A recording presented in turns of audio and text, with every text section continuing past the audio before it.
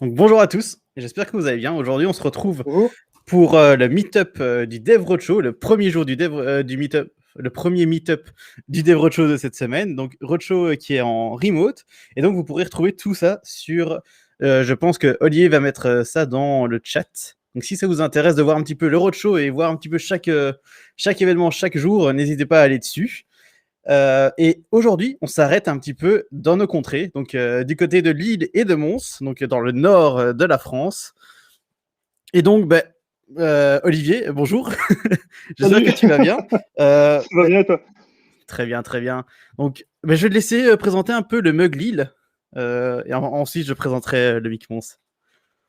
Donc bonjour, moi c'est Olivier. J'organise en fait le Microsoft User Group Lille avec Guillaume Chervet et Guillaume Delahaye. Ça fait maintenant quelques années qu'on fait ça et voilà, on traite divers sujets, tout ce qui tourne autour de Microsoft et autres technologies principalement. Voilà pour Ok. ma part. Ok. Moi, je suis Nathan. Moi je suis Nathan, je travaille au MIC à Mons, et on a une communauté justement, le MIC Mons, une communauté de 1300 développeurs, et vraiment nous ce qu'on fait dans notre communauté, c'est vraiment montrer un peu toutes les technos qui existent en faisant des événements tous les mois, et même maintenant toutes les semaines grâce au nouveau programme qu'on a lancé qui s'appelle la Power Branch. En fait, on se retrouve tous les mercredis à 11h40 et on discute pendant 40 minutes de techno, on fait du deep dive, on regarde un petit peu tout ce qui se passe. Et on teste vraiment et on regarde ensemble. Donc, si jamais, n'hésitez pas à nous suivre sur Meetup et sur Twitch. Donc, c'est assez cool. Et aujourd'hui, en plus, vu qu'on est avec le Roadshow et qu'on fait un événement avec le Roadshow, on a justement un petit tirage au sort à la fin du Meetup qui sera organisé. Et donc, on vous pingera tout à l'heure pour justement, un petit peu vous dire en fait, une minute avant le tirage, il faudra que vous mettiez tous un petit message dans le chat pour pouvoir gagner un des beaux prix.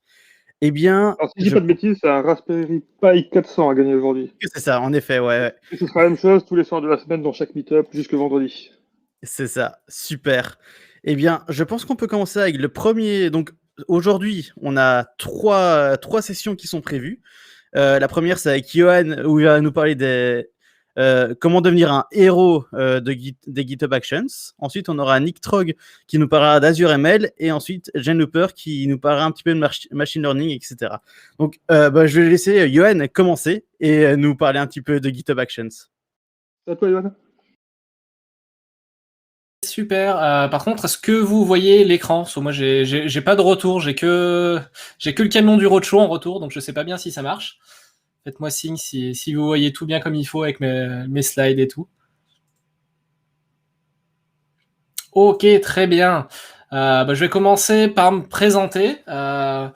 Pour le coup, moi, je viens de Grenoble, donc un petit peu plus au sud. Donc, je m'appelle Yohan et je travaille dans l'équipe de relations développeurs au sein de Microsoft. Et j'ai fait pas mal d'open source sur mon temps libre et pas que. Et notamment, il y a un outil que j'utilise beaucoup depuis qu'il est dispo, c'est GitHub Action. Et donc, je vais vous en parler un petit peu aujourd'hui, vous présenter ce que c'est, à quoi ça sert, ce qu'on peut faire avec, et puis vous donner un petit exemple de workflow que j'ai sur mes projets en live. Alors pour ceux, j'ai le chat sous les yeux, et donc du coup ça m'intéresse de savoir qui a déjà entendu parler de GitHub Action, qui l'utilise peut-être déjà. Puis je sais pas, me dire aussi d'où vous venez, faire un petit coucou, voir qu'il y a un peu qu'il y a de l'écho, que je suis pas tout seul à parler. N'hésitez pas en tout cas dans le chat à mettre vos commentaires, je regarderai et je répondrai aussi s'il y a des questions, il n'y a pas de souci.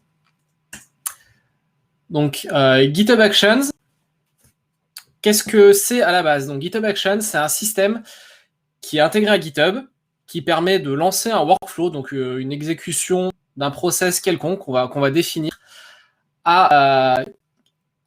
sera déclenché en fonction de n'importe quel événement qui pourra se passer sur GitHub. Donc, quand je parle en termes d'événements, ça peut être un commit qui peut être poussé, ça peut être une pull request, ça peut être un événement manuel, ça peut être un call sur une API spécifique de GitHub. On verra qu'il y a pas mal de types d'événements. mais c'est pas que lié au code source, ça peut être par exemple aussi quelqu'un qui crée une issue, ça peut être une alerte qui est remontée par le système justement qui va détecter vos dépendances et vérifier que je sais pas que vous n'avez pas un package vérolé ou qu'il faudrait mettre à jour. Donc voilà, n'importe quel événement qui est émis par la plateforme GitHub, vous pouvez exécuter une action que vous allez pouvoir personnaliser. Alors ce qui est sympa sur ce système, c'est que les actions, ça peut être du code, ça peut être des actions un peu pré-exécutées pour vous. La plupart du temps, ce sera un mix de scripts et d'actions pré-fournies. Je vais vous montrer tout de suite après une démo. Ce qui est plutôt pas mal, en tout cas moi, ce qui me fait pas mal apprécier cette plateforme-là en particulier, c'est qu'on peut avoir des workers qui tournent sur Linux, Mac et Windows en parallèle. Mais aussi sur des architectures Intel et ARM particulièrement utiles si on fait du Raspberry Pi ou par exemple si vous voulez faire tourner un build pour les nouvelles plateformes iOS, faire de la cross-compilation. Enfin voilà, on peut faire pas mal de choses intéressantes grâce à ça. Et on a accès à toutes les plateformes. On n'est pas obligé d'avoir différents systèmes justement de workflow en utilisant différentes plateformes. On a tous sous la main au même endroit. Donc l'un des usages évidents pour GitHub Action, qui est peut-être le plus courant, c'est de créer un système d'intégration et de déploiement continu, mais on verra que ça sert aussi, ça peut servir à d'autres choses. Et ce qui est plutôt pratique, surtout pour moi qui fais pas mal d'open source, du coup, qui utilise GitHub sur des repos publics, c'est que c'est complètement intégré à GitHub. Donc s'il y a un build qui est cassé ou une pull request qui génère un problème, on peut tout de suite aller voir pourquoi sans aller devoir se loguer sur notre plateforme pour investiguer. Donc ce que je vais faire maintenant, c'est que je vais vous montrer une démo. Je vais montrer en pratique ce que ça donne, comment ça fonctionne, comment ça s'utilise. Juste le temps de repartager le bon écran. Hop. Comment on fait ça dans Rostream? Je coupe le partage et je repartage le bon écran. J'espère que c'est bon.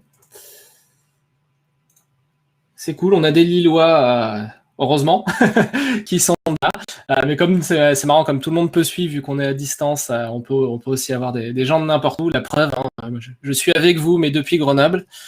J'espère du coup que le partage d'écran marche bien maintenant. Donc là, je suis sur un repo d'exemple. Alors, c'est un projet JavaScript qui a été initialisé avec la CLI Create React App. Donc, c'est un projet, je n'ai pas fait grand-chose, c'est juste pour la démo. Un projet qui utilise d'ailleurs du JavaScript et qui utilise la suite d'outils Node.js.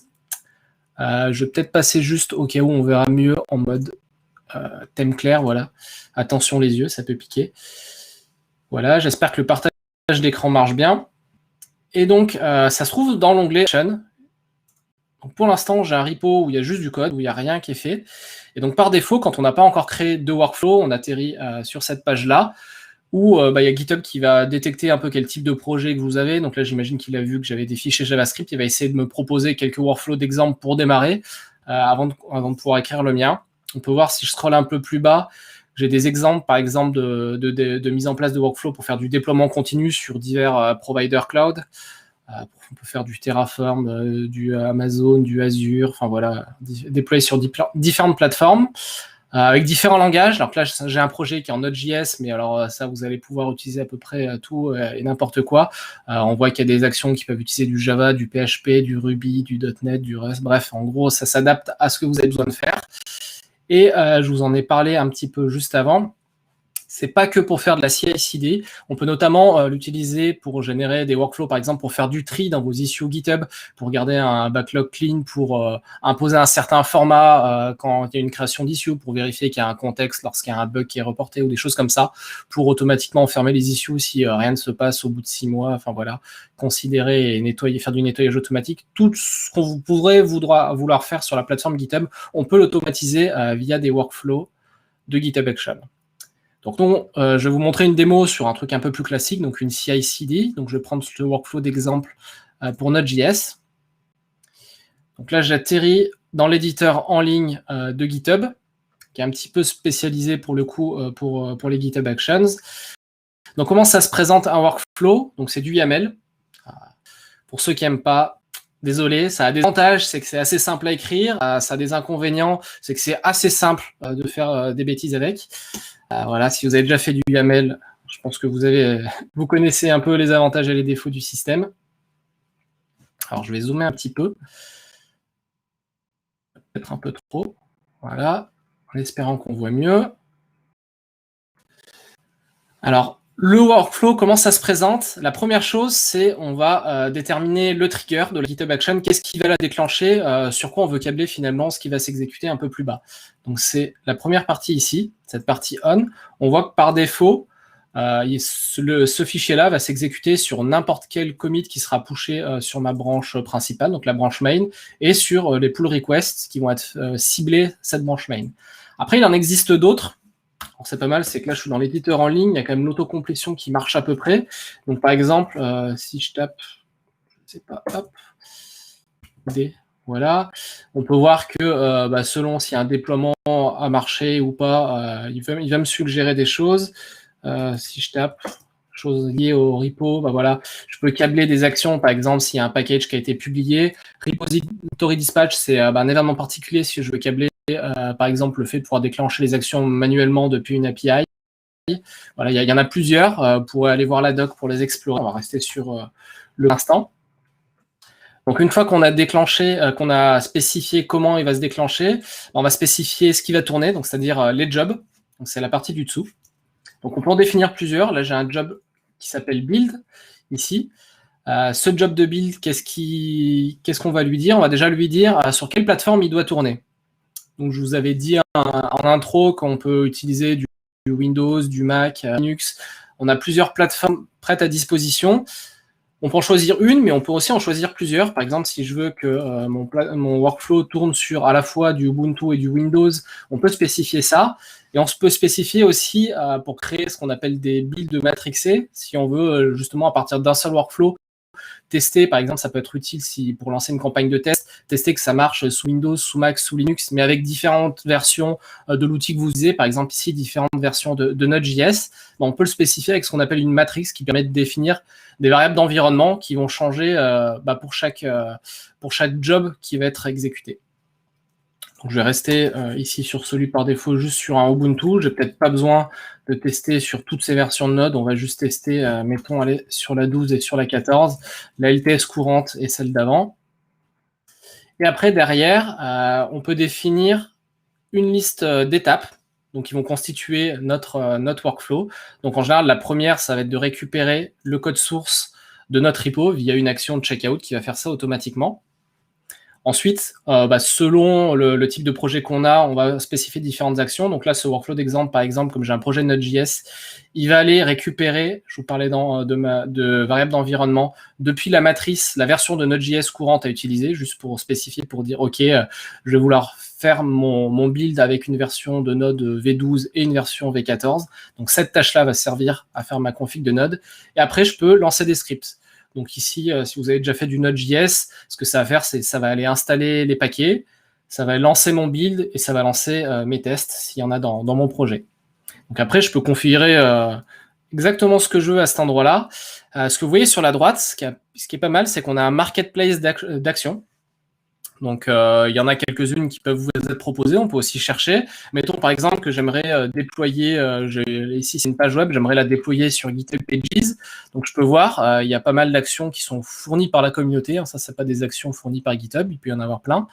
Par exemple, celle-là, je vois qu'elle a 155 étoiles sur GitHub. On va la regarder. Je peux aller copier le code de l'action et derrière, la mettre par ici. Alors, c'est bien, il me dit que c'est pas mal en rouge. Alors, il ne va pas indenté comme il faut, on va juste l'indenter. Voilà, je rajoute ce qu'il faut. Donc, ça commence, première étape, ça commence par dire que j'ai une action qui utilise, une étape qui utilise cette action-là. Donc, l'étape pour déployer sur... Donc, par défaut, j'ai tous ces paramètres-là. Tous ceux qui sont optionnels, je vais les supprimer. Par défaut, il prend le repo courant, la branche courante. On va juste devoir lui dire quel répertoire déployer. Donc, par exemple, je sais pas, j'ai une application React, ça va être dist. Le reste, j'en ai pas besoin. Et je vais pouvoir dire que mon application a été construite. Je veux déployer mon site internet. Alors, il y en a plein d'autres. Vous pouvez aller vous amuser à chercher dans le marketplace. Il y a de fortes chances pour que quoi que ce soit vous voudriez faire, vous trouvez une action qui a déjà été écrite. Si ce n'est pas le cas, il y a SDK qui existent. Vous pouvez faire vos propres actions. Donc là, c'est un workflow qui est relativement simple. Ce qu'on va faire, c'est je vais le committer juste pour vous montrer un petit peu plus loin comment ça fonctionne. Comme je suis un bon développeur, j'ai pas confiance, en général, je commit pas directement dans la branche principale. Ce qu'on va faire, c'est que je vais créer une nouvelle branche et faire ça dans une pull request. Donc, c'est bien, c'est qu'il me propose de le faire. Voilà, on va créer ma pull request. Et là, ce qu'on va voir, c'est que je vais pouvoir normalement tester ce workflow-là. Donc, on voit qu'il m'a fait proposer un commit. Et si je vais dans l'onglet Action, eh ben, on voit que ça ne marche pas. Ah, ça, c'est l'effet démo pas répété à la dernière minute. Alors, on va pouvoir voir justement qu'est-ce qui ne marche pas. Aller investiguer. Donc, si je clique dessus, on devrait pouvoir... alors, qu'est-ce qu'il nous dit? Il nous dit que chaque étape doit définir un use or run. Okay, ligne 1. Ah. Le workflow d'exemple, bug. D'accord. Donc on va aller dans ma pull request à l'éditer. Effet démo en live. Qui c'est qui a poussé une mise à jour en prod qui a tout cassé? Hop. Ligne 1. Ok, on va virer les commentaires. J'ai un doute que ce soit ça, mais si quelqu'un a vu l'astuce, pourtant il n'est pas très compliqué ce workflow-là. Use, name, use, run. Ah, ici, j'ai mal supprimé ce que j'ai voulu montrer tout à l'heure. Hop, on va corriger le commit. On va committer directement sur ma branche que commencer. Voilà. Il va pousser les changements. Pourquoi j'ai pas mes changements? J'ai l'impression qu'il m'a poussé mes changements. Commit 2. Si c'est bon, create, update. Ok. Donc là, déjà, on peut voir sur ma pull request il m'a lancé 2 jobs qui plantent toujours, d'accord. Donc, comme j'avais spécifié que je voulais lancer mon job sur 2 versions différentes de Node.js, donc il me les a bien lancés, ça a planté. Il faudra aller essayer de comprendre pourquoi. Ah, cette fois-ci, je suis allé un peu plus loin. Donc, on peut voir que déjà, on a des logs pour chaque étape. On peut aller investiguer, ce qui est plutôt pas mal, comme dans ce cas présent. Qu'est-ce qu'il me dit? Il me dit que qu'il ne peut pas installer, il ne peut pas faire du npm CI, effectivement. D'accord, et le build v14, la même erreur. Ok, il n'a pas réussi à faire le npm tralala. Casselen, on va aller changer la commande. Au lieu de faire du npm CI, je vais peut-être faire un npm install. Et puis, donc je vais pouvoir vous montrer qu'au passage, on peut faire à peu près ce qu'on veut. On a des scripts qui, selon la plateforme qu'on a choisie, donc là, en l'occurrence, c'est un Ubuntu, les scripts vont s'exécuter sur un équivalent de bash. Donc, au lieu de faire un npm CI, je vais faire un npm install. Et comme je suis confiant et que je ne sais pas si des fois c'est pas le code source qui est peut-être un peu vieux, ce que je vais vous montrer, c'est qu'on peut exécuter n'importe quel type de script. Donc par exemple, je peux faire un rm package-log.json, un truc à pas vraiment faire sur un projet, mais au moins comme ça, il va peut-être pas me donner d'erreur. Je vois dans le la succession de veilleurs enrichis, ça fonctionne un peu sur le même principe pour ceux qui ont utilisé AppVeyor ou CircleCI ou le principal en tête qui existait avant. Bref, voilà, tous ces types de features sur du YAML et qui permettent justement des workflows en ligne, c'est le même principe. Alors que cette fois-ci, c'est intégré à GitHub et qu'on a un souvent large choix de plateforme et d'architecture dispo que ce que les autres pouvaient fournir. Donc, est-ce que ma pull request, cette fois-ci, elle va bien vouloir tourner? Tout de suite le voir en live. Donc, je vais aller voir les logs dans mon onglet Action. Si je suis assez rapide. Hop, ah bah ça a planté. Bon, effet démo. Cannot remove packagelog.json. Ok, je ne devais pas être dans le bon répertoire. Il n'y a peut-être pas fichier de packagelog. Alors, toujours répéter les démos, même quand on a la bourre. Comme ça, on évite ces effets-là. Je pense que vous avez compris le principe. L'idée, c'est qu'on a une CI qui va tourner en ligne et que derrière, on va pouvoir exécuter ses actions. Alors, ça aurait été bien que ça passe au vert. Le truc sympa, c'est que de manière assez classique, dans tout ce qu'on retrouve sur ce type de système, on peut avoir des badges à mettre après sur le repo. Comme ça, on peut voir justement quand c'est au rouge, comme là, typiquement quand quelqu'un a poussé un commit et a cassé la CI, on reçoit aussi des notifications sur le repo GitHub. L'avantage par rapport à d'autres systèmes, vous le voyez, c'est que typiquement en cas d'erreur, on peut aller investiguer et creuser un peu les logs directement dans GitHub. Donc, on n'a pas besoin de faire des allers-retours entre différentes plateformes. Et je vais revenir sur mes slides pour vous montrer qu'il y a un petit peu plus que juste un système de CI basique. Hop. Je vais repartager la presse.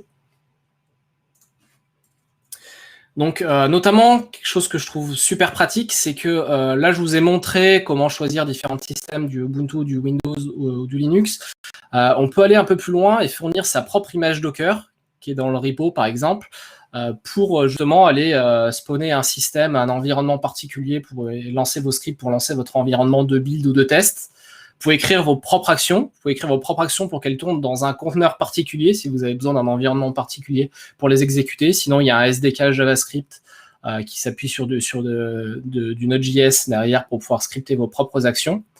Là, je vous ai montré la version hostée, c'est-à-dire que tous les workflows vont s'exécuter dans des runners hébergés par GitHub, mais rien ne vous empêche, par exemple, si vous voulez pas que, je sais pas, vos builds ils se passent dans le cloud, vous voulez pouvoir stocker en local vos artefacts. Ah, la presse n'a pas marché, alors je vais retenter de partager. Est-ce qu'Olivier, tu peux m'aider avec la presse? J'ai l'impression pourtant d'avoir partagé, je vais retenter. Je vais couper, je vais remettre. Ce serait quand même mieux que vous voyez ce dont je parle. Est-ce que c'est revenu? J'invoque les maîtres du Meetup. Ok, on me dit dans l'oreillette que c'est bon. Donc, du coup, vous pouvez configurer et installer un propre runner qui fait que lorsque vous avez un workflow, un événement, au lieu de s'exécuter dans un environnement, au lieu de générer une VM qui va s'exécuter dans l'environnement de GitHub, vous pouvez lancer des builds qui tournent sur votre machine, dans votre garage, chez vous, dans votre propre cloud, on-premise, etc., pour garder la main en fait sur le workflow. Par contre, vous pouvez toujours bien sûr vous câbler sur n'importe quel événement de GitHub, juste faire toute l'exécution du workflow en local si vous avez un intérêt particulier à le faire. On peut aussi aller beaucoup plus loin, par exemple, si vous avez besoin de spawner un environnement complet, c'est-à-dire avec une base de données, vous voulez faire des end-to-end, vous voulez lancer un serveur, un front, etc. Vous pouvez utiliser du Docker Compose directement dans GitHub Action, donc c'est-à-dire spawner plusieurs conteneurs, le temps de lancer vos tests et les détruire à la fin. Donc ça, c'est pas mal. Et j'en ai parlé, je vous l'ai montré brièvement, mais on peut aussi définir des workflows, notamment pour vous aider à faire du nettoyage dans le backlog. Ça peut être pratique, par exemple, si vous faites des projets open source et qu'il y a beaucoup de gens qui ont tendance à créer des issues, mais pas forcément à revenir derrière ou qu'elles ne sont pas complètes, etc. Vous pouvez un petit peu utiliser votre boulot derrière à la maintenance de votre projet via aussi des workflows qui vont faire du boulot là-dessus. Alors parlons un petit peu en général de la question qui fâche, le côté pricing. La bonne nouvelle, c'est que à partir du moment où vous avez des repos publics, donc si vous faites de l'open source, c'est complètement gratuit et sans limite. Pour l'open source, on a quand même le droit à 20 runners, c'est-à-dire qu'on peut lancer 20 jobs en parallèle. C'est quand même plutôt pas mal. Les machines qu'il y a derrière, elles sont assez puissantes. C'est des VM avec 2 corps, 7 Go de RAM, je crois 14 Go de SSD. Et chaque workflow a une limite, je crois, de 6 heures dans le modèle gratuit. Donc, c'est plutôt pas mal. Si vous avez des repos privés, vous avez aussi, malgré tout, un certain nombre de minutes de build offertes par mois. Après, voilà, selon les différents niveaux, si vous c'est un GitHub entreprise ou autre, il y a aussi un certain nombre de minutes qui sont offertes. Si jamais le principe vous plaît bien, mais que votre truc, c'est pas forcément GitHub, c'est plus GitLab ou votre Git perso, un système similaire, j'en parle parce que j'utilisais ça avant que GitHub Action existe. Il y a Azure DevOps qui fonctionne grosso modo de la même façon que GitHub Action. C'est une syntaxe légèrement différente, mais le principe est le même, c'est utilise du YAML. C'est une plateforme partagée avec GitHub Action, donc c'est-à-dire vous avez les mêmes OS derrière, vous avez du Windows, du Linux, etc. Il y a les mêmes tiers gratuits pour si les projets sont open source, et il y a quand même des minutes offertes tous les mois. Donc voilà, si jamais le principe vous plaît, mais que GitHub c'est pas votre truc, il y a quand même des solutions qui existent aussi. Et pour vous montrer aussi un cas concret, je vous parlais de ce que moi j'ai mis en place sur un de mes projets open source, enfin sur maintenant de plus en plus de mes projets open source, quand je commence à en avoir un peu trop et j'aime bien me faciliter la vie. Je voulais avoir un moyen notamment d'automatiser tout ce qui est release de mes projets. Et j'ai un Google Home à la maison et j'aime bien aussi faire tout ce qui est de l'automation avec. Donc mon trip, ça a été d'essayer de faire en sorte de pouvoir déclencher une release à la voix, juste dire OK Google, vas-y, lance la release.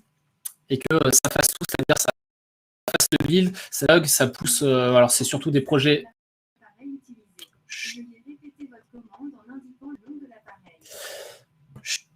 Voilà, c'est juste pouvoir déployer le package sur NPM, créer un tag sur GitHub, enfin voilà tout ce qu'on fait lors d'une release. Donc comment j'ai mis ça en place? Déjà, c'est pas mal, c'est d'utiliser des conventions pour les commits. Donc c'est bien, il y a des choses qui existent déjà. Vous avez peut-être entendu parler de conventional commits. Je mettrai des liens s'il faut après. L'idée, c'est de préfixer chaque type de changement que vous faites dans vos commits pour pouvoir générer automatiquement un changelog et déterminer quel type de release il faut faire, si ça va être une release bug fix, mineur, majeur, etc. Derrière, j'ai utilisé un outil qui s'appelle Semantic Release, qui est vraiment pas mal pour automatiser tout type de projet. Alors, il est écrit en Node.js, mais il fonctionne avec n'importe quel langage si vous décidez de l'utiliser. Il y a tout un système de plugins. Donc, basé sur vos commits, il va décider déjà s'il faut faire une nouvelle release ou pas, ou si c'est juste des commits de refactoring, il n'y a peut-être pas besoin de refaire une release. Il va générer, automatiquement calculer le nouveau numéro de version en se basant sur le principe de semantic versionning. Du genre, s'il y a des breaking changes, ce sera une version majeure. Sinon, s'il y a une nouvelle fonctionnalité, ce sera une version mineure. Sinon, c'est du bug fix. Vous générez un changelog, publiez le paquet NPM, créer la release sur GitHub, faire le commit qui va avec, la taguer, mettre le changelog sur GitHub avec les paquets qui vont avec. Et pour le déclenchement, on a une action sur GitHub qui s'appelle Repository Dispatch, qui permet de déclencher l'action via une API REST. Et on peut plugger cette API REST, par exemple, avec du IFTTT pour la câbler sur du Google Home. Et après, on n'a plus qu'à se reposer et dire qu'on veut déployer la version. Et on a tout gagné. Alors, pour vous montrer, par exemple, un projet que j'ai fait récemment où j'ai mis en place ça c'est une librairie Angular où j'ai implémenté exactement ce principe-là. Donc, elle est déployée sur NPM. Si je vais vous montrer le workflow à quoi il ressemble, alors j'en ai plusieurs, j'en ai un qui me sert à builder, c'est mon intégration continue, et j'en ai un qui me sert pour la release, je veux pas qu'il s'exécute à chaque commit, pour le coup, c'est du semi-automatisé. Donc je l'ai basé sur 2 événements, un workflow dispatch, je vais vous montrer en pratique comment ça marche, et un repository dispatch, c'est si je veux le faire en ligne de commande en tapant une API REST, ou via mon Google Home. Et après, je vais appeler justement faire tout mon build et appeler l'outil Semantic Release qui va me générer et pousser tous les paquets. Ce que ça donne après, ça donne ce qu'on peut voir ici. Donc, j'ai ma release qui est taguée. Si je veux aller voir dessus, je vais aller voir mon changelog qui n'est pas très chargé pour le coup pour cette dernière version. Mais voilà, on peut voir les changements qu'il y a eu entre cette version-là et celle d'avant. S'il y a eu plusieurs versions, je peux tout aller les voir derrière.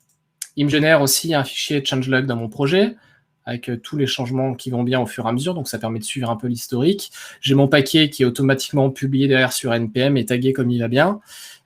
Et j'ai utilisé quelque chose qui s'appelle Workflow Dispatch, c'est un truc qui a été rajouté il n'y a pas longtemps, et du coup je me sers pas mal. Quand j'ai pas envie de parler à mon Google parce qu'il est un peu pénible, si j'utilise l'événement Workflow Dispatch, ça veut dire que je peux déclencher manuellement les workflows ici directement depuis GitHub. Donc, par exemple, si je suis pas chez moi et que j'ai mergé des pull requests, je veux faire une release, je peux le faire directement juste en me loguant sur GitHub depuis mon téléphone et en cliquant sur Run Workflow. Donc voilà, c'était tout pour la petite démo. Si vous voulez des exemples, je vous ai mis quelques liens vers les docs, un exemple de repo qui est câblé sur GitHub Action et pour le coup qui marche celui-là. Si vous voulez regarder Azure DevOps ou si vous voulez voir des exemples de ce qu'on peut faire avec GitHub Actions, n'hésitez pas, je vous ai mis aussi, alors il n'y avait pas grand-chose dans mes slides, mais si ça vous intéresse de les récupérer, vous pouvez les récupérer ici. Et puis s'il y a des questions, n'hésitez pas dans le chat. Je jette un coup d'œil dans le chat.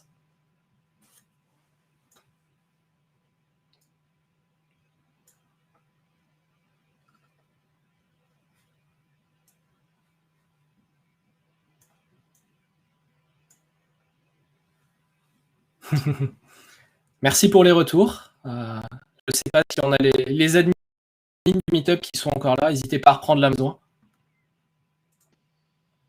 Il y a des fans d'Azure DevOps dans le coin. Ouais, c'est ce que je voyais dans les commentaires. Et justement, j'allais te poser la question avec GitHub Actions et Azure DevOps en te demandant, tiens, ouais, c'est quoi vraiment la différence? Je l'ai expliqué, donc c'est génial. Ben oui, très clairement, très belle présentation.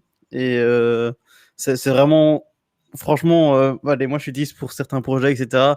Ou même, en fait, je l'utilise en hackathon pour vite faire tout. Et comme ça, en fait, j'ai plus à penser derrière à tout redeploy, etc. Tout ça automatiquement. Donc, c'est vrai que c'est assez cool, quoi.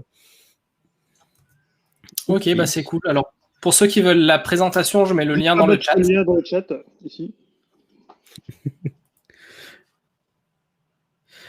Hop. je pense. Ah, il y a une question qui est arrivée.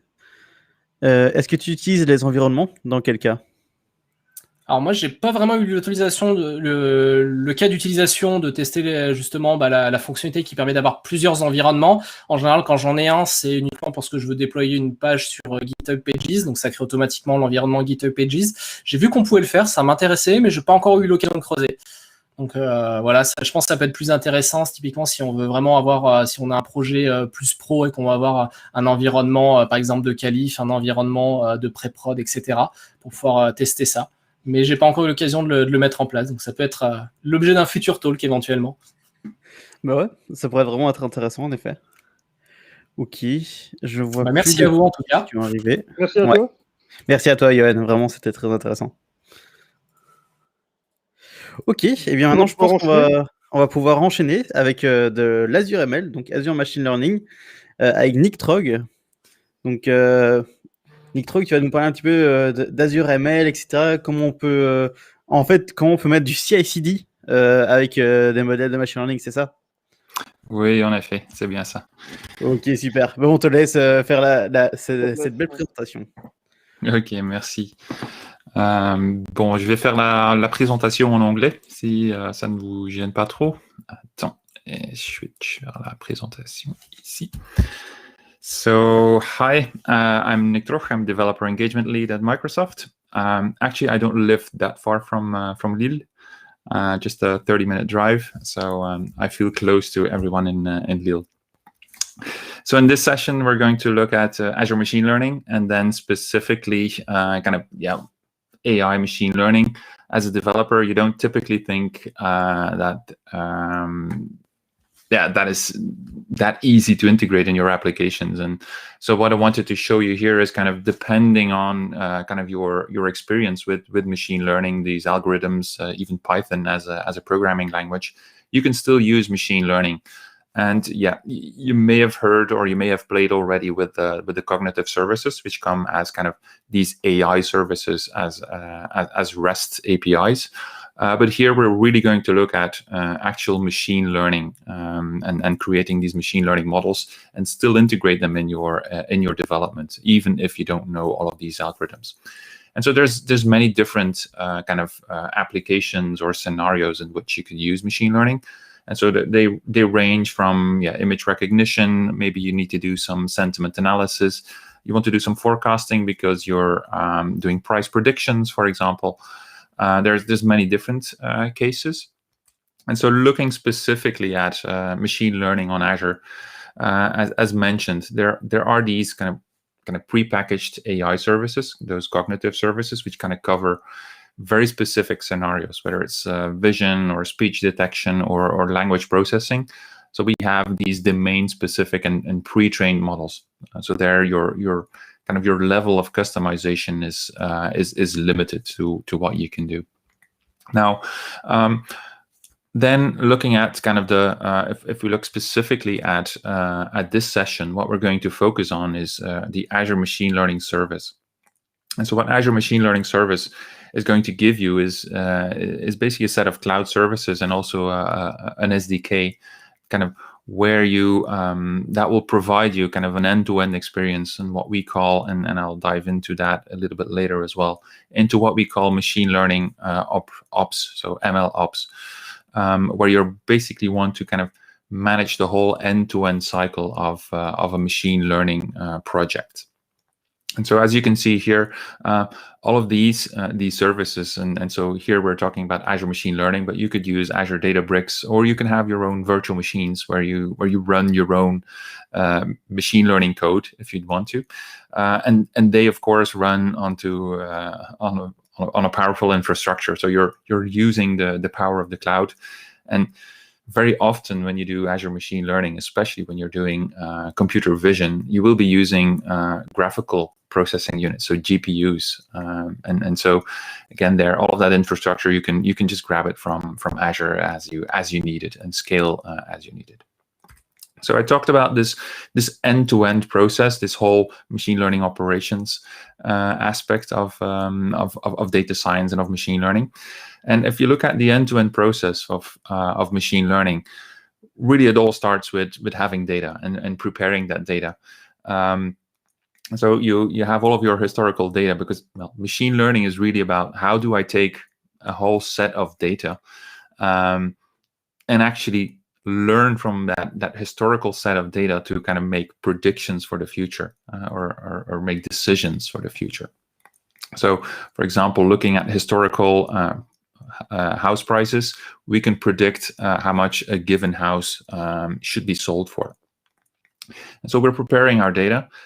And then, of course, you go into a cycle of experimentation. When looking at machine learning and doing machine learning projects, and I've done quite a few, they are typically, you're spending a lot of time in trying and iterating over using different machine learning models, figuring out what parameters need to be used.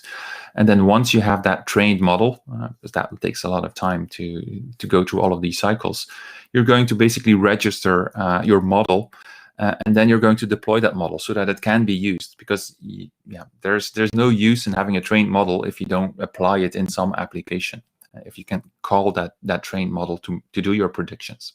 And so this is what we'll do as well, is also covering that deployment process, and this is what Azure Machine Learning Service is going to provide you. Now, I've talked about machine learning and kind of trying to and adding machine learning capabilities to your application, regardless of your past experience with machine learning. And so when you look at Azure Machine Learning Service, this is a very much a marketing slide, but it really tells the story quite well, in the sense that Azure Machine Learning Service is really about giving you machine learning for all skill levels.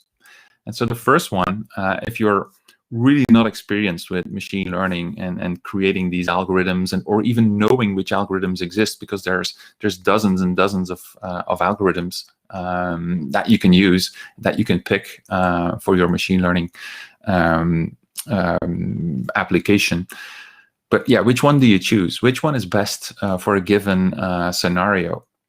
And so with Automated ML, the service is going to give you basically that whole process of selecting the right model, selecting the right parameters for each of these models, because each of these models comes with, again, dozens, sometimes hundreds, sometimes thousands of parameters that you need to tweak and that you need to modify. And so with Automated ML, it's basically going to go through all of these iterations of selecting different models, selecting different parameters to give you kind of the best model for your specific application. And that's what we're going to do with automated machine learning. Now, this has all been slides, so let's dive into a short demo here to kind of show you what automated machine learning actually looks like in Azure. So here you can see the Azure Machine or the Azure Management Portal. And so what I've done already, I've created what is called a machine learning service. So this is the Azure Machine Learning Service. So if you go into Add from the Marketplace, you can select here Machine Learning. And that will actually give you kind of the experience to create an Azure Machine Learning Service. And so once you've done that, and it looks like my web page is a bit slow here. So as it comes up, let me switch. So there you go. So you can create an Azure Machine Learning Service. And this will be kind of your environment where you will do all of your machine learning activities. So switching to one that I've already made here, what you can see here on the left-hand side is basically kind of all of your navigation into the different components of Azure Machine Learning Service. And so I've talked about automated machine learning. And so what we can do here is, how does it actually work? So let's say we have a problem. Our problem is we want to predict, so we are running kind of a bicycle renting service, and we want to predict how many bicycles we need to have ready for, let's say, in the next week to come, based on our historical sales data or hiring data. So we're going to create a new automated machine learning run. And so what we're going to do is we're going to first create from our local data, from some local data. So we have let's call it, there we go. And so we're going to browse for our historical data, which is sitting in a CSV file. And so I need to go to Roadshow. There we go. We have our training data, and I'll show in just a second what that looks like. So we're just taking a comma-separated file, saying next, so that file is being read. It's going to parse now this data set. It sees here we have a comma delimited file, and our encoding is UTF. Our column headers, so here we're using kind of the first row in our file as our header row to kind of give you the names of the different columns. So here we can see we have date time, we have the season that was used, we have the current temperature, the average temperature, humidity, wind speed, all of those parameters, which can be actually give an indication of how many bikes we're going to rent out on a given day. Yeah, so the count is basically what we want to predict. So we go next, so we can go into the schema. Here, potentially, we can remove some columns which we might say are not relevant. So for example, here, casual and registered, they're not relevant because they are just a subset of our count, which we're going to calculate. We just say next. We confirm, basically here. There we go. We have our data set now. And so what we're going to do based on our data set, we're going to say, what do we want to predict? What type of machine learning do we actually want to do? And so here I can do our demand. Let's call it Meetup. We need to specify what column do we want to predict? What column do we want to forecast? In this specific case, we want to forecast the number of bicycles that we want to rent. So this specific count column we want to predict. We have some compute here running. We can say next. So and then specifically what we want to, so we have indicated this is the specific column that we want to predict. Now, what specific task are we trying to kind of accomplish with this automated machine learning?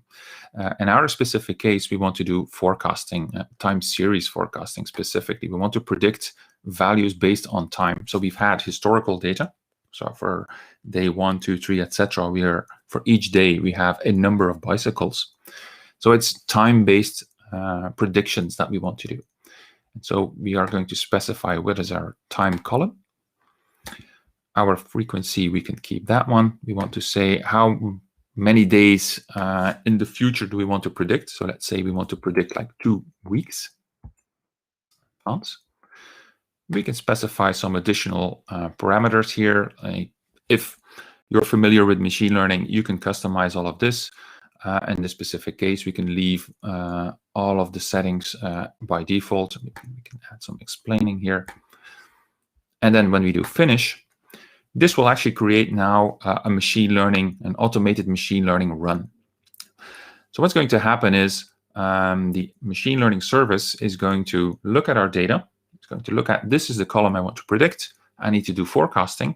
So I'm going to try out this whole batch of machine learning models, algorithms, and go over them in parallel and try all different combinations of algorithms plus different configuration parameters. This one could run for about an hour, so we're not going to wait for that one to complete. So what we'll do is, let's take one that have already been run here. So here I've run on the same data. I've run already this automated machine learning model.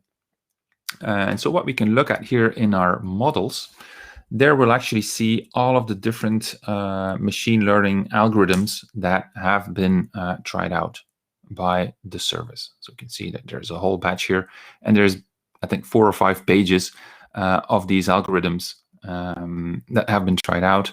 And basically here you can actually see what is kind of the error rate. And so for this specific column, lower values are better. So this is kind of the error we have, and so the lower the margin of error is, the higher your accuracy of your machine learning model. And so in this specific case, it has used this stack ensemble algorithm to kind of come to the best kind of machine learning model to rule them all, basically. Yeah.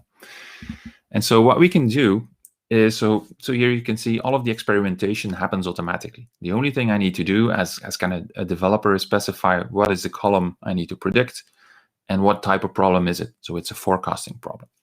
And the service is going to go its way to try out all different variations. So that's kind of easy. Now, next thing we need to do is, of course, well, we want to deploy this best model.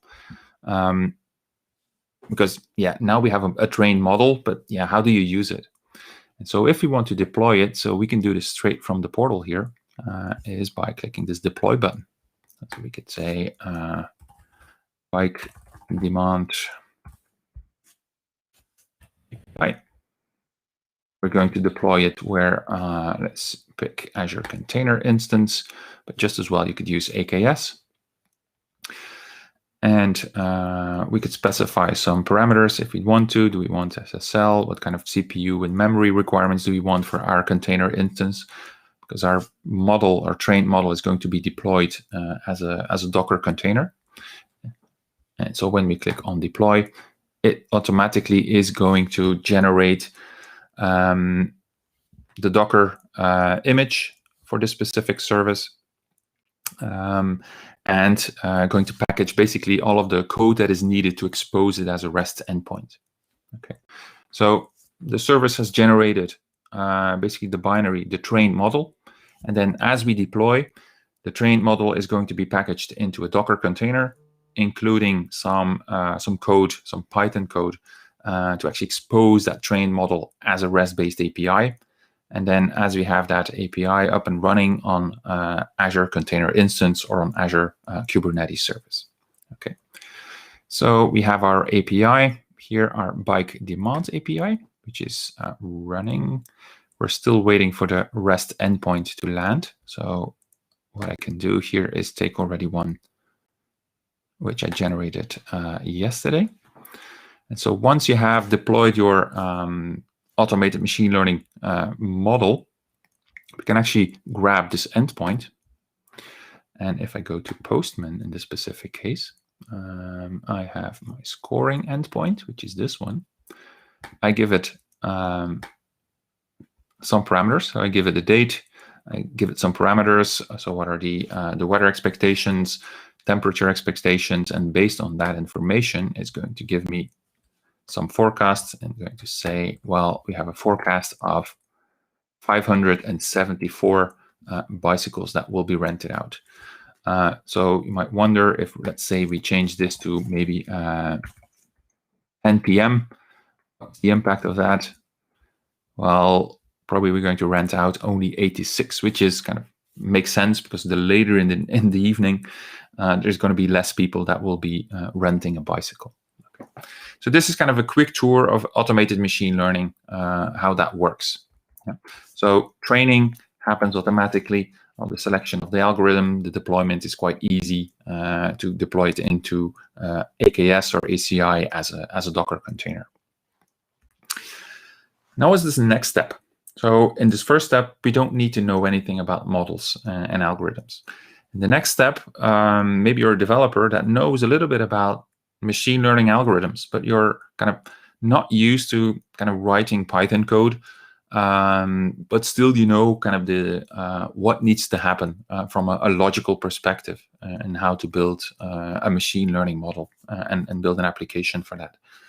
And so for that, we have what is called a designer. The Azure Machine Learning Service has a graphical designer where you can actually drag and drop specific algorithms and have some level of customization by means of either R code or Python code that you can also include in that graphical designer.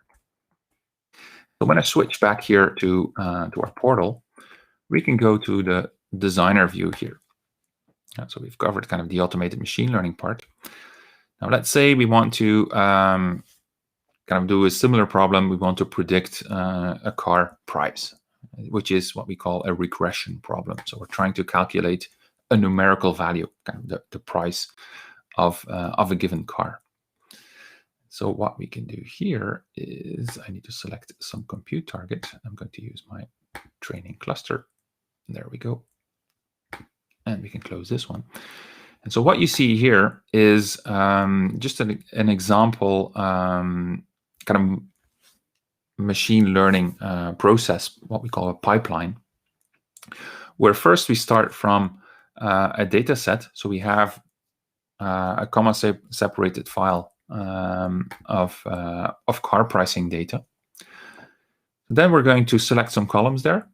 So we're using all of the columns, but excluding, for example, the normalized losses. Then we need to do maybe some data cleaning, because maybe not all of the columns are filled in. Maybe there's some rows which have some bad data. And so what we're doing here is we're going to do some cleaning up of missing data. And so what happens is, if there is, for any of the columns, if there is a value missing, what we're going to do, the cleaning mode is just to remove the entire row. Potentially, you could replace it with kind of the mean value or with the median value, if that would be kind of better for your specific scenario. And then the next step in this pipeline is where we're going to split the data. So we're going to take, in this specific case, 70% of the input data. We're going to use that for training our model. So kind of the basic scheme when you do machine learning is you take a subset of your data set and you use that for training your model. And then the rest of your data, you're going to use it for what we call scoring your model, kind of for testing the accuracy of your trained model to see when, well, we've trained our model now on some information, on some data. How is it actually doing when we give it new data, when we give it data that it hasn't seen before? And that's what happens here in this scoring model. So here you can see the data flows into our trained model. This is 70%.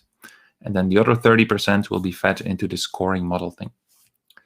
And so what model are we using here? In this specific case, we're using what is called a linear regression. And so here we have different algorithms. So if we're looking at regression, for example, let's say we want to use a boosted decision tree rather than a linear regression. So we can remove this one here and just connect this one here. And now we've used a boosted decision tree for doing the kind of solving our problem, our prediction problem, rather than a linear regression.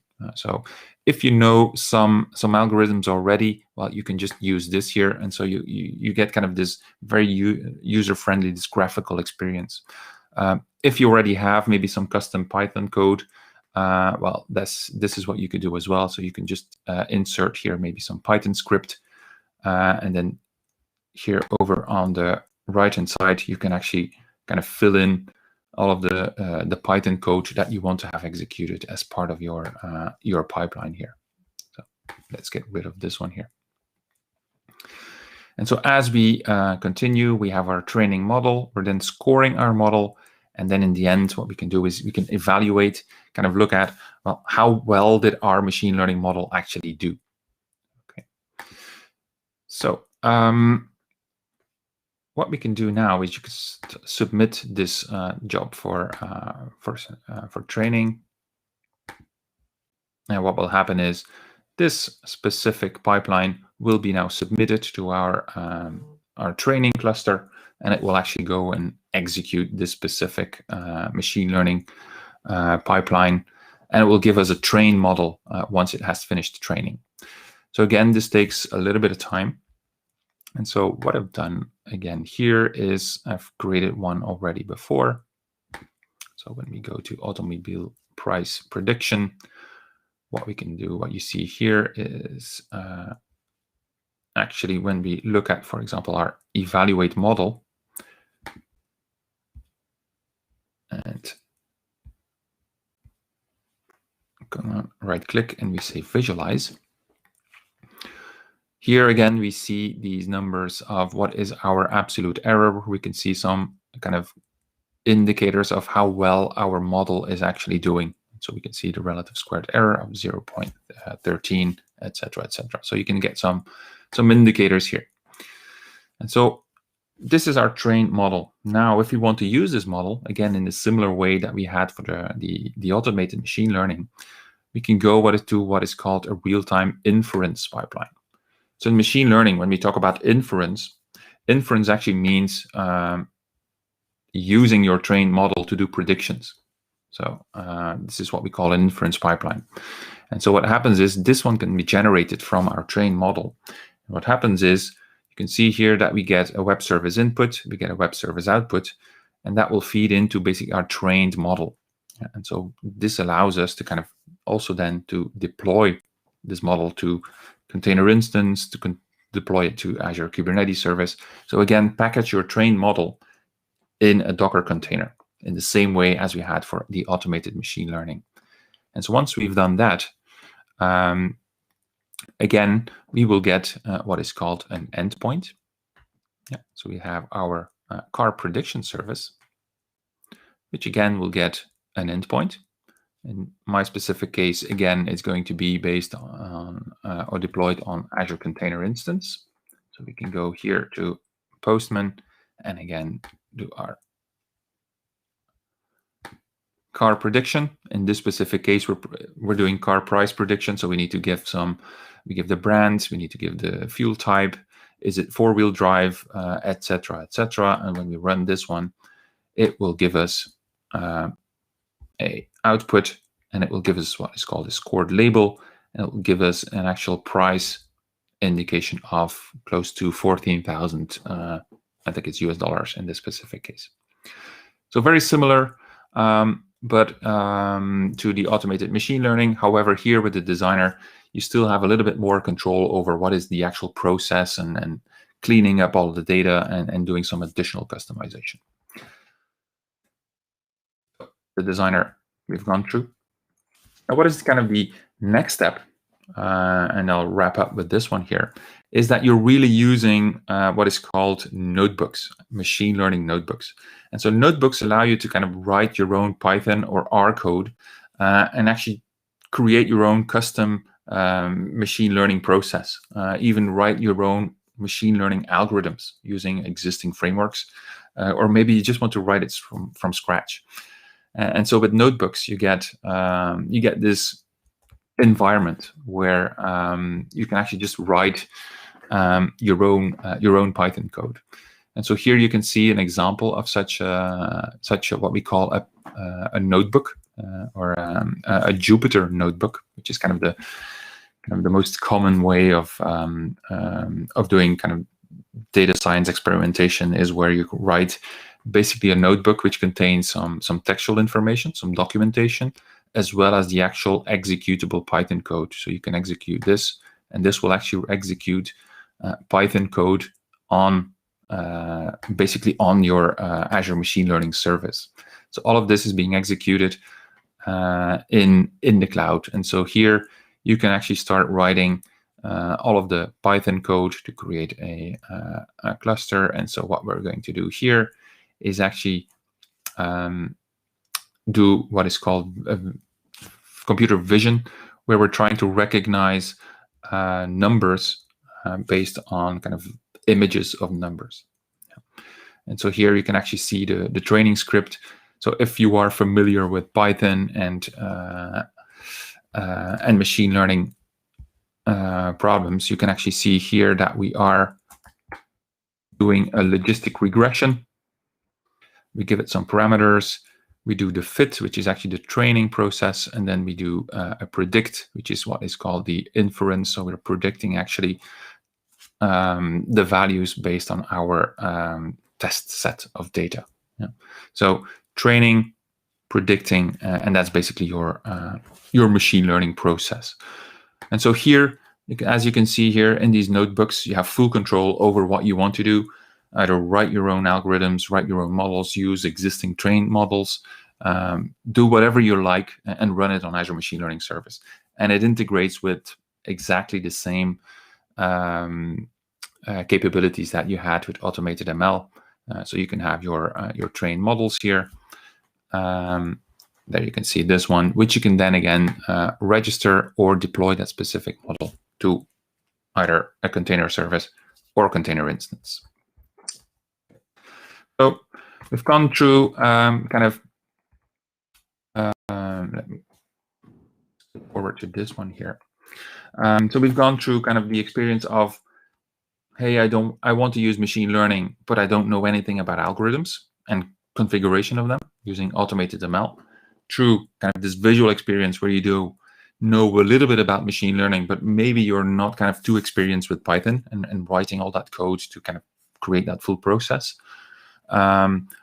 All the way to these notebooks where you can actually have full control and full flexibility of what you want to do and what you want to achieve using machine learning.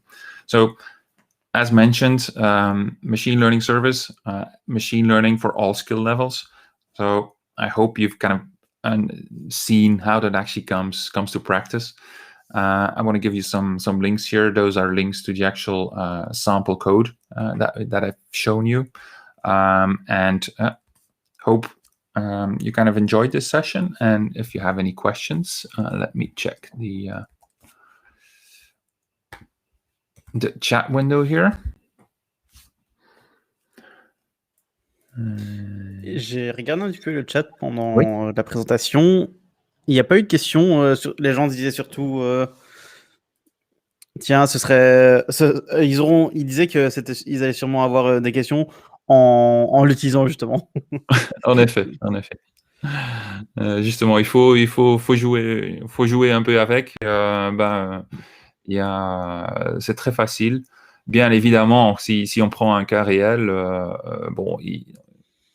vous allez passer beaucoup plus de temps maintenant sur la préparation des données. Parce que si on prend un petit projet machine learning, d'habitude, on passe 80% de son temps sur la data prep et que 20% sur tout ce qui est algorithme et tout ça.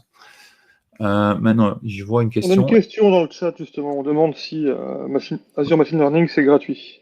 Ouais. Donc, le service en soi, il est gratuit. Par contre, en fait, ce qu'on paye, c'est en fait l'utilisation des VM sur lesquels on fait l'entraînement et le inference. Donc, si on déploie sur un container instance, bien évidemment, on va payer pour le instance pendant qu'il tourne. Et la même chose pour l'entraînement des modèles. Par contre, le service, il n'y a pas un surplus pour le Azure Machine Learning Service. Oui, vraiment ce que tu disais, Nick, avec justement le cleaning des données, etc. Nous, au MIC, on fait des projets en data. Et en fait, donc, on prend 4 mois. Et sur les 4 mois, il y a facilement 3 mois où on fait du data cleaning et 1 mois où on commence seulement à faire du machine learning, parce que le data cleaning sur des données réelles, ça prend énormément de temps, quoi. Oui, en effet. Et c'est là où on constate aussi qu'on n'est pas les bonnes données. Oui, c'est ça, exactement. Et qu'il faut passer un peu plus de temps à récolter en fait les bonnes données. Voilà. Eh bien, super. Vraiment, merci pour cette présentation. J'espère que maintenant, vous avez tous envie de commencer à faire du machine learning avec design ou en créant des notebooks. Et je pense qu'on est bon et qu'on peut passer peut-être à la prochaine. Juste une petite parenthèse. J'annonce quand même qu'à la fin du talk de Jen, on va vous demander de rentrer vos noms, enfin de saisir quelque chose dans le chat. Nous, on va récupérer vos noms, ça va servir au tirage au sort pour le Raspberry, et ça sera à la fin du talk de Jen. Donc on vous laissera 5-10 minutes pour pouvoir le faire, et on procédera au tirage au sort. Exactement.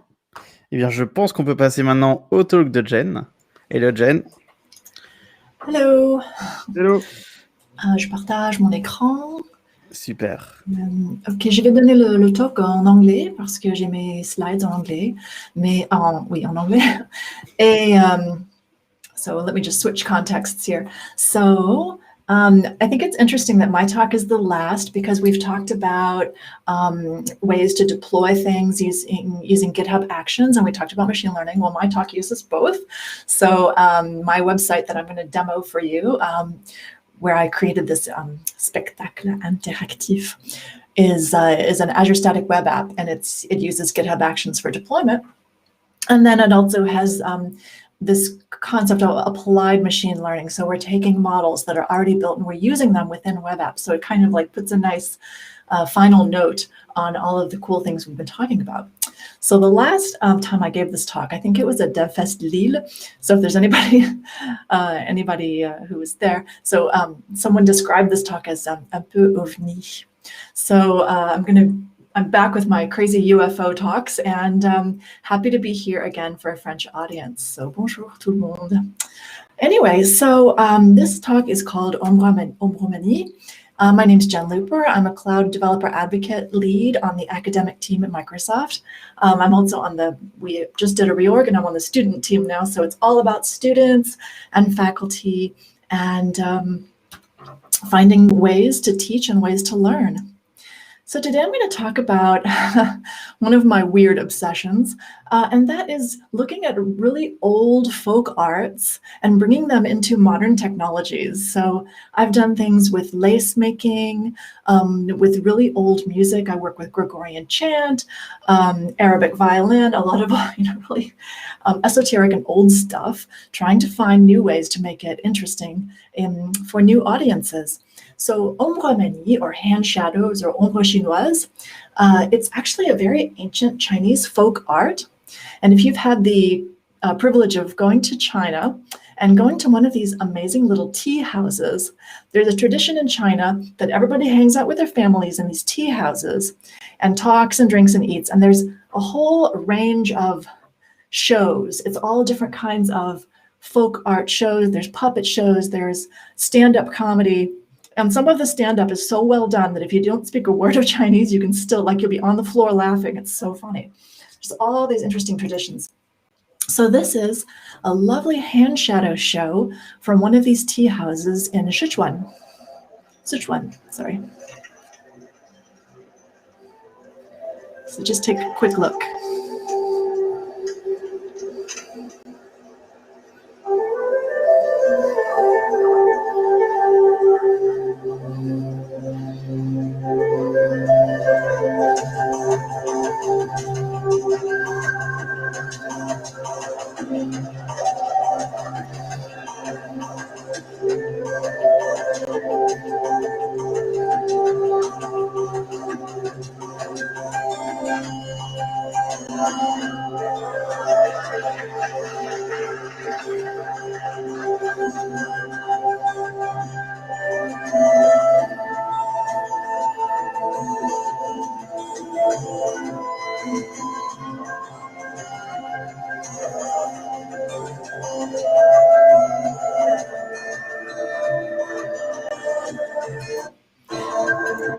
So I think that's a really beautiful little sample of a particularly well done hand shadow show. I think it's a little different because I believe that this person is standing behind the screen and there's a light shining through. It almost seems like almost natural light as well through the paper screen. So there's different ways to do this. This is one example. I think it's particularly beautiful, so I wanted to share it. So what I'd like to invite you to do is to indulge your cottagecore. So what is cottagecore? So if you're on TikTok like I am, it's all of these people who are hanging out and doing really antique folk crafts and folk arts outside in nature during pandemic to just sort of, find your roots as an artisan, to rediscover yourself as a cultural person. So I would like to just invite you to indulge your cottagecore and retreat with me back a little bit back in time and back to this world of nostalgia. This dress, can you believe, costs $300 because this whole prairie bonnet retro fashion is coming back. I would not wear that. But anyway, it reminds me a little bit too much of the stuff we were doing in the 70s. But it's interesting. So let's go back to cottagecore. And think about when shadowgraphy or ombromanie or hand shadows or ombre chinoise were in fashion. If you take a look at the dates when these books came out, we have one in 1859, 1860, 1910, 1920, 1921, and 1970. And this is just a theory that hand shadows become really fashionable at moments of escapism. So in the 1850s and 60s, we have the Civil War and the Crimean War. We have things happening here in 1910, that's right before World War I. We have in the 1920s, which was complete, after the Spanish flu, everybody went crazy. This is going to happen again, by the way. And people in the 20s are, kind of retreating back in time and enjoying these kind of old folk crafts. Once again, we saw the same thing in the 70s. Again, it was a time of war. People are looking for ways to escape. So I just feel like the moment may have come again for shadow arts to become fashionable. And so this talk is to get you ready for, for being in fashion. Let's talk a little bit about how to do this. So you can do hand shadows easily enough with just a candle, or you can use a box light like this person has. And there are some good practice hand exercises that you can use. I can't even do the first one, but you can exercise your fingers. I'm a violinist, so we always had to do all these different hand exercises like 5 and 6, very useful, 7 and 8, just to limber up your hands and get ready for casting hand shadows. Ombre chinoises were brought to France in 1776, interesting time for us, probably brought from China and popularized by Félicien Trogh, who wrote a book about it. And it is this ultimate ephemeral, low-tech, high art kind of artistry that you can indulge in. And you can easily enough try it at home with a candle, just one candle. So I just turned out all the lights, and you can try it at home just with a candle. So what I'd like to do is invite you to breathe new life into this art form with technology, and then this idea that you can save a shadow and share a shadow. And let's just try it. Let's see what we can do.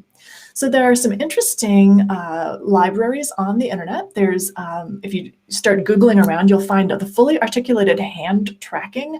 It's a library which was released in 2014 at Microsoft. I think someone was experimenting with hand tracking, probably for gaming, but there's a lot of other libraries. There's hand tracking. There's a whole hand tracking topic that you can look up on GitHub. There's hand pose estimations. There's a whole challenge from Google to get the easiest possible way to track hands.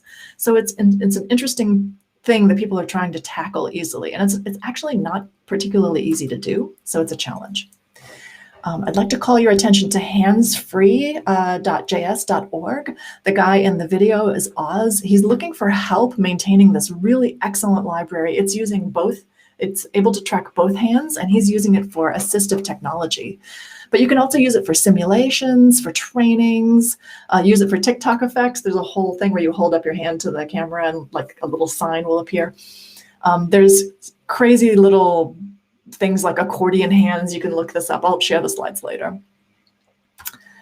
But it turns out hands are pretty complicated things. So there's actually 21 key points on a hand. So it starts, with 0.0 at the base of the palm, and it's really a lot of different points. So this is something to keep in mind. Interestingly, because for the whole body tracking, I believe there are only 17 points, but for one hand, it's 21. So that's kind of interesting. So if you want to use this sort of thing on the web, there are two main libraries. There's TensorFlow.js and MediaPipe. And Handsfree.js uses both of them, which is really nice. You have the choice of which one you want to use. Someone has created a special library for sign language, which he calls FingerPose. That's worth checking out as well. Yes, connect. So this really does propose a challenge, because it turns out that you can detect a palm, yes, but palms are harder to detect than a face. Face has more features to pick from, right? A palm is just kind of this blank space, unless you get really, really close and you're starting to do palmistry, hand reading. So it's a lot of interesting challenges. And then, of course, hands have more data points than bodies. Like I said, 21 versus 17 for the entire body. Hands come in different sizes. There's like little kid hands and like big hands, and Donald Trump hands, which are like small. But sorry. And then their data set needs to be gathered from real world images. And then you can also have some synthetic rendered images to get the data to track your hands. So MediaPipe Hands is used by TensorFlow.js because it's a really quality hand tracking library. So it's actually kind of like a sandwich of libraries. It starts with palm detection, which is just finding your palm And that's Blaze Palm library. So it's just finding the palm, and it gives you a bounding box. And then another model is built that operates on a cropped image region and returns 3D hand key points. And these two models work together so that you can crop and rotate and resize. And the network can dedicate its capacity towards prediction accuracy. So which model is more useful, which model is going to be used. And then the pipeline is implemented as a media pipe graph. So there's a lot of moving parts going on, and thank goodness TensorFlow just goes ahead and uses it.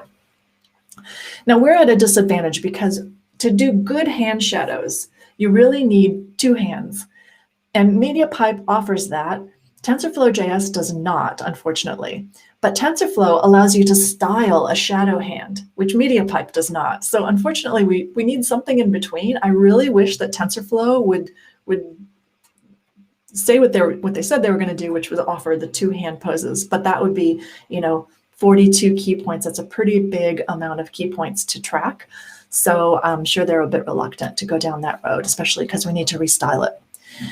Anyway, so we'll just go ahead and try to use TensorFlow JS and hope for multi-hand support soon. Like I said, MediaPipe really doesn't offer styling of the hand skeletons, so we're not going to really be able to use it directly. So we'll just use TensorFlow JS for the one-hand tracking and then get as creative as we can using the Canvas API to restyle the hands. So what we're going to build is a virtual shadowgraphy show. We're going to leverage our webcam to show hand poses. We're going to cast those poses styled like shadows onto a canvas, and we're going to allow the user to record these shadows as a downloadable story. So there's a lot going on here.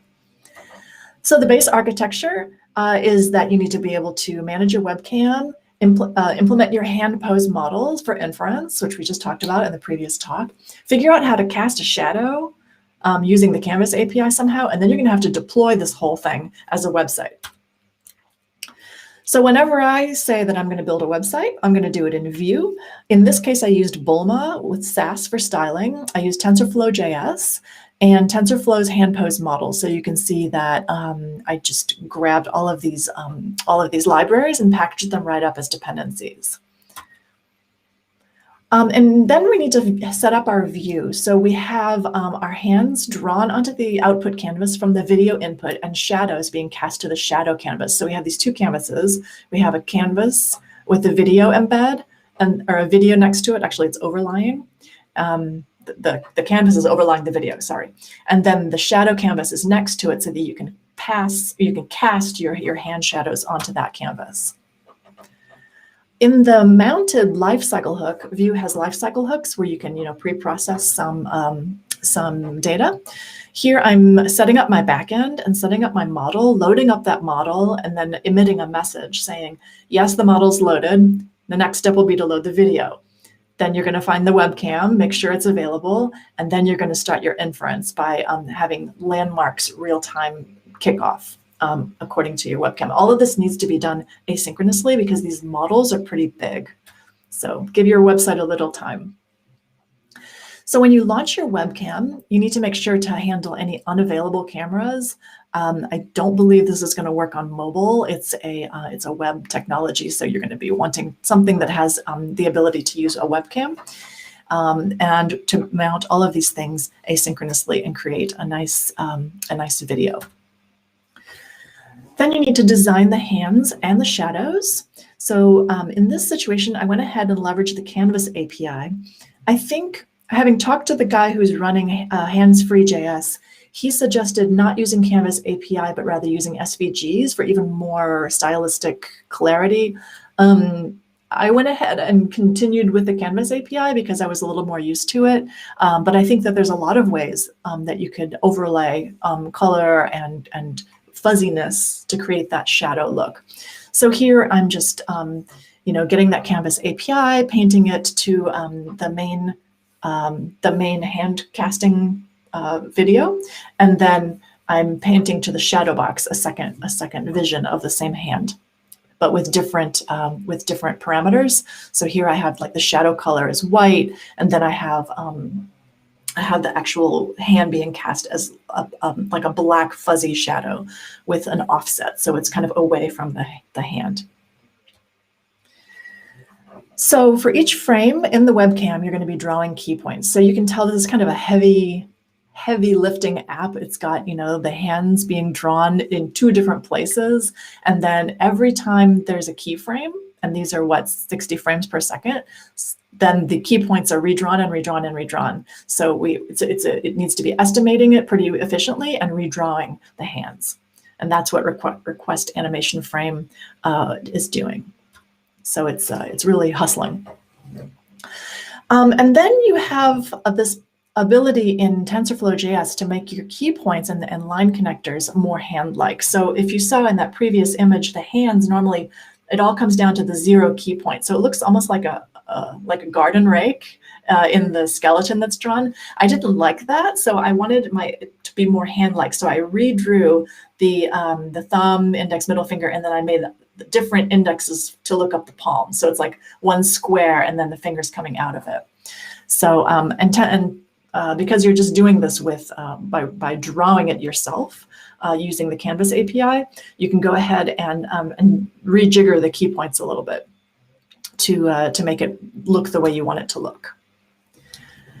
So we've got our hand, we've drawn it to the screen, it's overlying a video, it's being redrawn to a second box as a shadow. But I wanted to be able to also tell a story. So what's the use of having a hand shadow story if you can't, you know, actually narrate it? And so what I did is I added Azure Speech. So this is one of our cognitive services, and it allows you to, it has a nice feature whereby you can speak, and it will pick it up and write it as text. So it's a speech-to-text cognitive service. And all you have to do is sign up for this and get your keys. And then you're going to need to save that key in your Azure Static Web App. So this is something you're going to have to retain and use it later. So to connect to the speech service, you're going to go ahead and invoke the SDK, so the Speech Recognizer SDK. And the cool thing about the Speech Recognizer is that there are a couple things. It has this recognizer recognizing, which picks up word by word, and this recognizer recognized, where it's picking up whole sentences. I was very impressed with this because it really helps you narrate a story, and it adds punctuation for you. You know, it's much smarter than your run-of-the-mill speech to text. So I thought that was pretty nice. And you just launch it by hitting this recognizer, start continuous recognition async. So once again, we're in asynchronous mode. And then the last thing I wanted to be able to do is, now that we have our shadows drawn and we have our speech being captured, I want to capture the whole thing as a video that we could download and save. So there's a sneaky way to do that by messing around with the DOM a little bit. So you are creating a blob out of the video output, and you're capturing that and attaching it to a story ID or appending a child, which is a created video. It's pretty sneaky, but it does work, and you can do it. And actually, I have this working in Firefox. I'm not 100% sure it's going to work in Firefox. We're going to see. I do know it works in Chrome and Edge. So we'll find out. And the last thing you need to do is deploy your web app. So where is this app going to live? Yeah. Olivia, I like to mess with the DOM. Anyway, so we're going to have this living as an Azure Static Web App deployed from within Visual Studio Code, which you can do, and you can.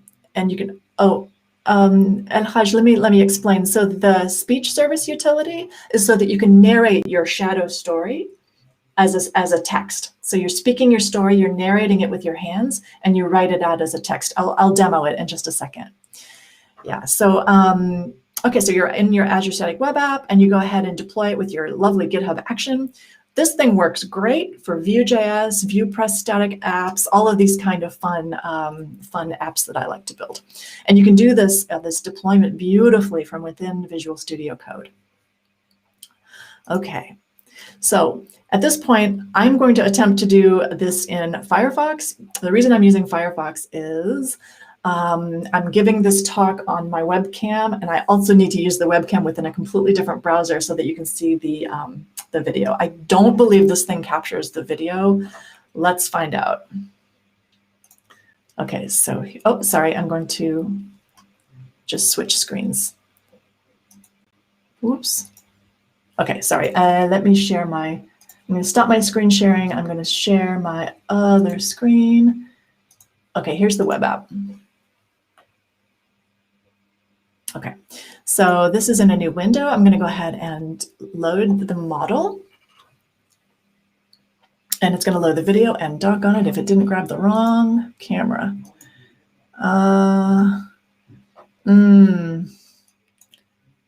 Let's try and reload, and it'll ask again. No, come on. Demo gods, come on, let's go.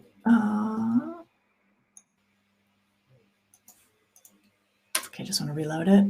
And let's see if it'll ask me for my camera. Okay, here we go. So it's going to share my Brio. Allow. Now, will it pick up my microphone? Let's find out. Okay.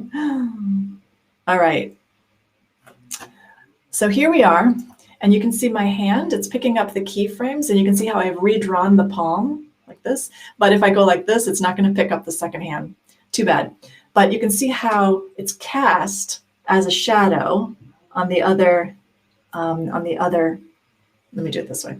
There we go. Okay, I'm going to go ahead and tell a story, and we'll see if it will capture, you'll see the speech to text element drawn up here. And then when I stop recording, it should save as a video, although in Firefox, we shall see. Okay, here we go. I'm going to use my Yeti. Okay. All right. Once upon a time, there was an egg. It was a very fine egg, and one day it began to crack. And a little creature came out and looked around. It was a baby dinosaur, and the dinosaur was looking for its mom. And it was crying, "Mom, Mom!" But no mom came. So it opened its shell a little more, found its feet, and walked off to discover Mom. Okay. Okay, so here is the transcription.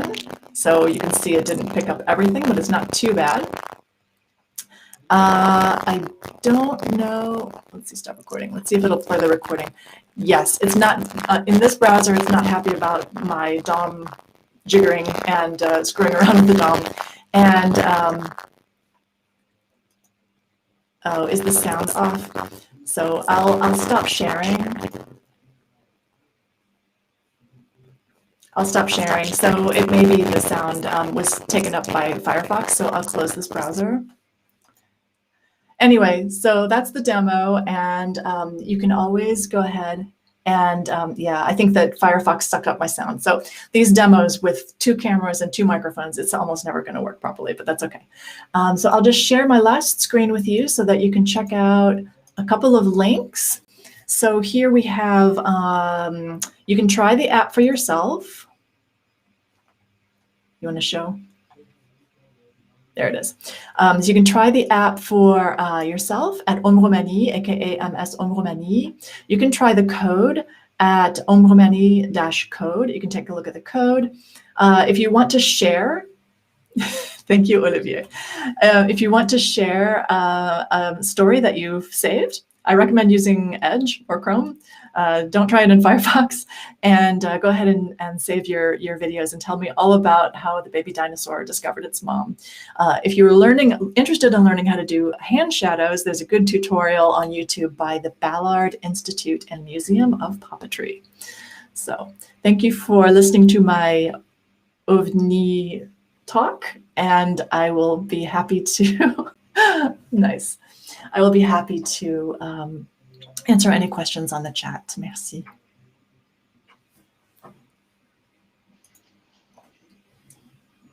Merci beaucoup, Jen. J'étais mute. Merci beaucoup.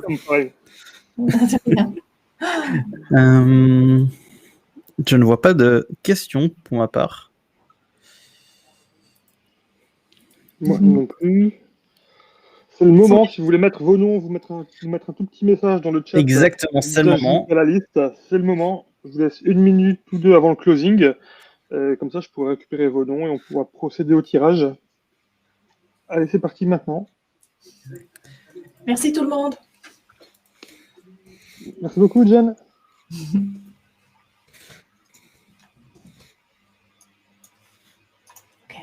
Donc, on vous invite maintenant à bien mettre un petit message dans le chat.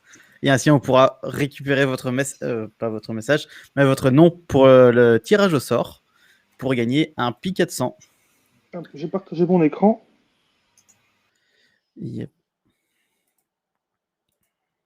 Je sais pas si on voit mon écran. On voit pas encore ton écran. À mon avis, ça arrive. Voilà, on voit ton écran. Ok. Du coup, hop. Je me permets de m'incruster. J'ai la Raspberry Pi avec moi. Hello. Oh. C'est celui-là qui a gagné. Je l'envoie la semaine prochaine.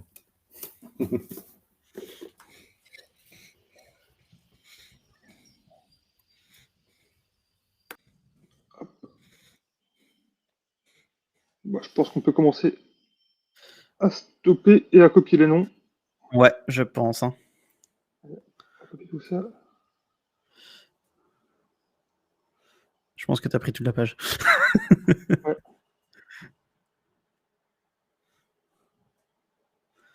Voilà. Hop. Hop. On va tout virer. Hop. Olivier, on va l'enlever aussi. Nathan, je te vois pas, c'est bon. Moquet France, on va l'enlever aussi. Hop. Je pense qu'on est bon.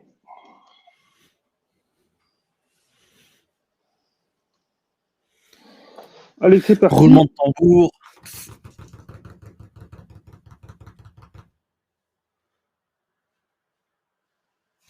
Eh bien, bravo Nicolas. Bravo. C'est Nicolas, ouais. Bravo à toi. Tu viens de remporter. Ouais. Est-ce que Nicolas est là?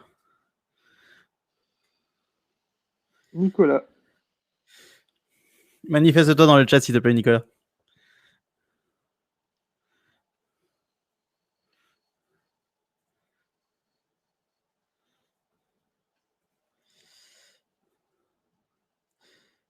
Ah, Nicolas Cousin est là. Exactement. On a son nom de famille. Super. On va récupérer ses coordonnées et on va lui envoyer tout ça. Exactement. Eh bien, merci à tous. Du coup, donc, bravo à toi, Nicolas. Et merci à tous d'avoir suivi ce Meetup DevRoadShow. On espère que ça vous a bien plu.